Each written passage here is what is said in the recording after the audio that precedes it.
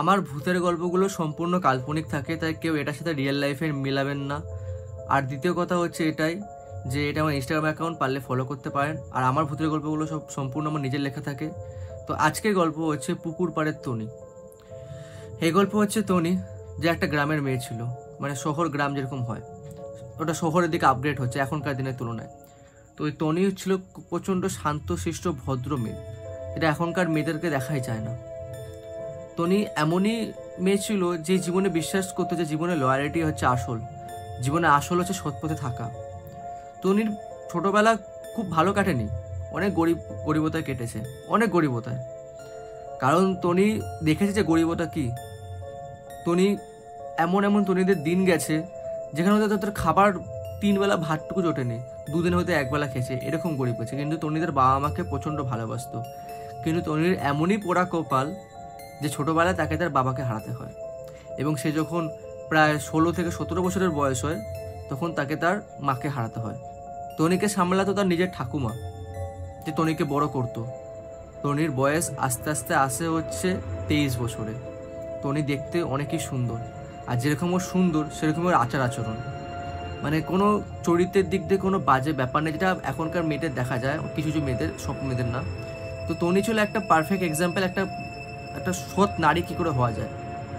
টনির গল্প হচ্ছে এরকমই। বাট কথা আছে না যে ভালো মানুষের সাথে অনেক সময় ভালো হয় না, খারাপটাই হয়ে যায়। তো এক সময় টনির একটা ছেলের সাথে বিয়ে ঠিক হয়। ছেলের বাড়ির লোক টনিকে নিয়ে খুব মাতামাতি করে যে হ্যাঁ এটা আমাদের বৌমা, এটা আমাদের বৌমা। কিন্তু ছেলে ছিল অন্য একটা মেয়েকে পছন্দ। তো যখন বিয়ের দিন থাকে, মানে বিয়ের জাস্ট 3 দিন বা 4 দিন আগে থাকে, তখন ছেলেটা পার্সোনালি টনির সাথে দেখা করে। টনিকে ডাইরেক্ট ছেলেটা বলে, দেখো তুমি যদি আমাকে বিয়ে করো তাহলে আমি তোমাকেও রাখবো, আর আমি যাকে ভালোবাসি আমি তাকেও রাখবো। এবার যদি তোমরা দুজন একসাথে থাকতে পারো তো থাকবে, কিন্তু আমি তোমাকে সবার সামনে দেখাবো, কিন্তু ওকে আমি লুকিয়ে রাখবো, কিন্তু ভালো আমি তাকেই বাসবো, ওই আমি যাকে ভালোবাসি। টনি এই কথাটা পুরো ভেঙে যায়। কিন্তু টনি ওই ছেলেটার বাবা মার কথার মুখের দিকে চেয়ে টনি সেখানে সেই বিয়েতে আর না করলো না। টনির জীবনে এত সমস্যা, টনি কিন্তু কাউকে পোহাচ্ছে না। তো এই জাস্ট এই করে করে ছেলেটা ভেবেছিল যে টনি বিয়ে ভেঙে দেবে, যখন টনি বললো যে ছেলেটা টনির বিয়ে ঠিক হয়েছিল। এই করে করে বিয়ের রাত আসে, ছেলেটা দেখে যে টনি তাও বিয়ে ক্যান্সেল করেনি।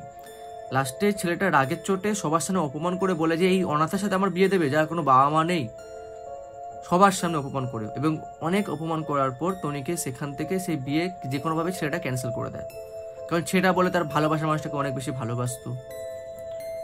তো এই করে ছেলেটা চলে গেল, এবং ছেলেটার পরিবারও সেখান থেকে চলে গেল, মানে গল্প ওদের শেষ। এবার ছেলেটা অন্য জায়গায় ট্রান্সফার হয়ে গেল।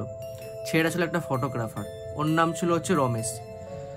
এবার গল্প হচ্ছে তখন পাল্টি খায় যখন রমেশ একদিন সেই গ্রামেই আসে যে গ্রামে টনি থাকতো। সেইখানে সে একটা পুকুর পাড়ে গেল। সে পুকুর পাড়ে যখন সে গেল, যখন সে ফটোগ্রাফি করছে, তখন সে দেখতে পায় কি যে একটা মেয়ে সাদা শাড়ি পরা, চুলগুলো ভেজা ভেজা, শরীরটা অর্ধেক ভেজা অর্ধেক শুকনো, একটা মেয়ে রমেশের দিকে তাকিয়ে আছে। রমেশ বলল যে তুমি কে, এখানে এরকমভাবে দাঁড়িয়ে আছো? যখন সামনে যায় রমেশ দেখে ওটা হচ্ছে টনি। রমেশ বলল যে কেমন আছো, আশা করি আগের সব ঝামেলা ভুলে গিয়ে এখনো তো নতুন লাইফ পাচ্ছ, কিন্তু তুমি সাদা শাড়ি পরে কেন আছো? টনি বলল যে আমি সাদা শাড়ি পরে কেন আছি, কারণ এটা তো এখন আমার আসল পরিচয়, আমি তো পেতনি। রমেশ হেসে বলছে যে পেতনি মানেটা কি? টনি বলছে পেতনি মানে হচ্ছে এটাই যে আমি অশরীরী, আমার কোনো শরীর নেই। রমেশ বিশ্বাস করে না ভূতে। রমেশ বলছে এই তো জ্যান্ত ছিলে আজ থেকে 2 থেকে 3 বছর আগে, বিয়ের সময় এত এত এই হলো, এখন ঝামেলা হয়েছিল, তুমি এসব কথা বলছো? টনি বলছে যে না আমি এসব কথা বলছি না, এটাই বাস্তব। টনি বলছে তুমি দেখতে চাও আমি আসল জীবন্ত নাকি অশরীরী?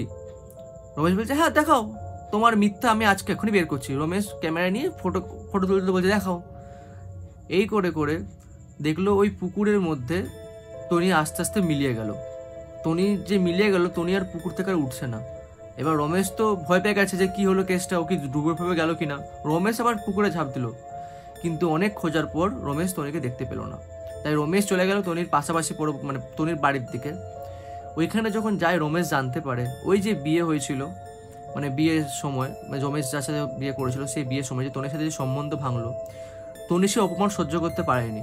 সে সারা রাত্রি অনেক কেঁদেছিল। সারা রাত্রি অনেক কাঁদার পর সে পুকুর পাড়ে গিয়ে নিজের জীবন দিয়ে দেয়। আর তারপর থেকে তনির আত্মা ওইখানে ঘুরে বেড়ায়। কিন্তু তনি এতটাই পবিত্র ছিল, ও কিন্তু পেতনি হওয়ার পরেও কোনোদিনও কাউকে ভয় দেখায়নি।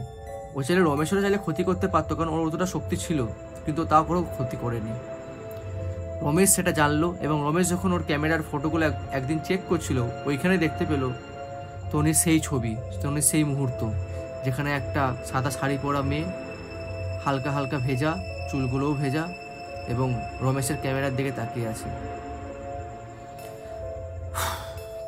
তো কেমন লাগলো আজকের গল্প? জানি গল্পটা একটু ছোট হয়েছে, বাট গল্পটা কেমন লাগলো অবশ্যই জানিও। হ্যাঁ, আর ভালো লাগলে কিন্তু সাবস্ক্রাইব করে দাও। এরকম ভূতের গল্প চাইলে অবশ্যই জানিও।